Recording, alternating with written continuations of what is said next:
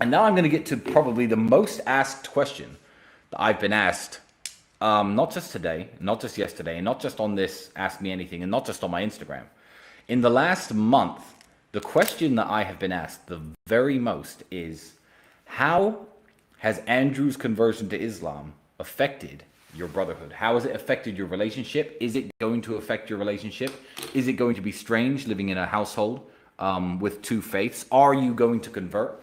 These are a bunch of questions that have obviously come through, and I'm going to try to answer all of them within the next few minutes. So, Andrew's initial point about Islam he was making many months ago before he officially went loud with his conversion. I knew about his thoughts and the way his heart was leaning for a very long time. And Andrew made a very good point, a very strong point. And his point about Islam was this. He said, if you walk around a Catholic country, a country like Italy, and you insult Jesus Christ, or if you walk around England and you insult Jesus Christ, you could say offensive things about him. You could tell an English person or an Italian, here you go, say something bad about Jesus Christ or your God. Here's some money. Will you do that? And people would do that largely as a whole. And also saying bad things about, Jesus Christ and their God. Nobody would face any repercussions. You could walk around the street freely saying these slanderous things, which is very rude and very impolite, and nobody would do anything about it. However, in the Muslim world, you see where I'm going here, such example is simply unthinkable. A Muslim would never insult his own prophet. He'd never insult his own God. And that too, if you were in a Muslim country or even in the presence of Muslim people and you were to insult their God or their prophet, they would be absolutely furious. Someone might even punch you in the face. And that's very fair enough. But what Andrew failed to mention, which is a point that I think I'm going to raise right here, is there are people in the world who will punch you in the face if you insult Jesus Christ and if you insult Jesus Christ or the Virgin Mary or anything. And those people are the Muslims. Now, if you don't know religion and you don't know religious history very well, then I guess you don't know that one of the most important prophets in Islam is Jesus, son of Mary, as they refer to him, or Jesus Christ, as us Christians call him. So this, Dubai, the Middle East, the United Arab Emirates, the Muslim world is a part of the world where you could not walk around and freely insult Jesus. So I feel perfectly at home in the Middle East, and I feel perfectly at home living with my brother, who is now a Muslim. He's going to put a Quran up above his title belts in the house. I have no problem with that book being in my house. I am very happy for my brother and the decision he made. I think that it's going to benefit him in the long run. I think that he's a lot happier than I've seen him in a very long time, and good for him. Now, I was asked about my own conversion or potential conversion, and here was my answer.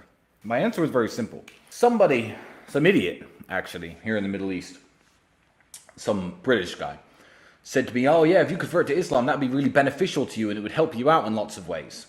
And I explained to him, I said, that's not how conversion works, my friend. And if I were to live in the Middle East, although living as a Christian, even if it was more difficult, which it's not because it's a very free, open country with freedom of religion, I would not convert for the reason of getting any kind of material or social benefit. I don't think that's how conversion works. I don't even think you choose to convert, no more than you choose to believe that the sky is blue or that the ocean's filled with water. I believe that conversion is something that happens to you. Now, I've been doing a lot of reading. A lot of people in Dubai have gifted me some wonderful books, The Miracles of the Prophet Muhammad and so on. And I enjoy reading this material. Conversion isn't something that I plan to do because I don't believe it's something people plan to do. I believe it's something that naturally happens to people and something that, you don't choose, because you don't choose to change your mind. You don't choose to change your mind. Your mind just naturally changes as you're persuaded. So as for a personal conversion, I will say no, that's probably not coming. It's certainly not coming yet. If it does happen, it will be an organic process.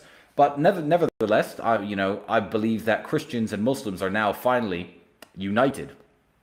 So over the history of Christianity and Islam, there's been lots of fights, and there's been lots of arguments, and there's been lots of wars, and the Crusades, when the Christians went in and tried to take Muslim land from them, and the Ottoman Empire too invaded Europe through Romania and got even to the gates of Vienna. There was lots of beef between Christians and Muslims, but that was obviously due to religious differences, because people were let's call them zealots back then. But Also, it was about political power. It was about who controls the land, who controls the laws, who controls the countries. I believe that Christianity and Islam are now closer linked than ever before. I believe they're closer linked now than they even were in the day of the Prophet Muhammad, peace be upon him, who by the way, encouraged religious freedom and lived completely peacefully with Christians. I believe today we are united by a common enemy. I think that the evil actions of what's happening in the world, the degeneracy, the perversions, the horrible things that we see every single day on our TV screens, the atrocities committed in the name of all sorts of nonsense, even reproductive freedom, the millions and millions of babies being aborted every single day. It's tragic, and I believe that Christianity and Islam now stand hand in hand as brothers against the moral degeneracy of the world. So I don't see a time in the future where there's going to be any kind of beef between Muslims and Christians. And if you think there's going to be any beef in my house between me and my brother, you are wrong. So I think that covers the Andrew Muslim countries.